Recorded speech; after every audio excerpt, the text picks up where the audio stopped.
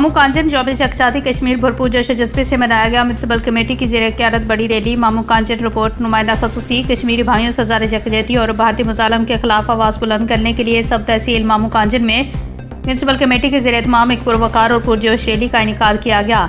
یہ rally chief officer سی او municipal committee مامو کانجن محترمہ سعدیہ منظور کی خصوصی سرپرستی میں نکالی گئی۔ ریلی میں میونسپل کمیٹی کے ملازمین، معززین علاقہ، سول سوسائٹی کے نمائندوں اور شہریوں کی بڑی تعداد نے شرکت کی۔ ریلی کے شرکاء کا جذبہ شرکاء نے ہاتھوں میں پاکستان اور کشمیری کے جھنڈے اور بینر اٹھا رکھے تھے جن پر کشمیریوں کے حق خود ارادیت کے حق میں نعرے درج تھے۔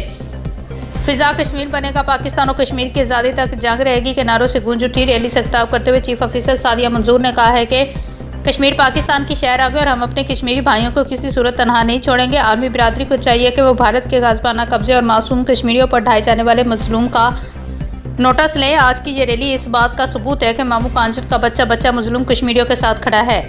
ریلی کے اختتام پر مقبوضہ کشمیر کی آزادی، شہداء کے درجات کی بلندی اور پاکستان کی سلامتی اور خوشحالی کے لیے خصوصی دعا کی گئی۔ شرکاء نے اس عزم کا ادا کیا کہ جب تک کشمیر آزاد نہیں ہوتا اخلاقی اور سفارتی حمایت جاری رکھی جائے گی۔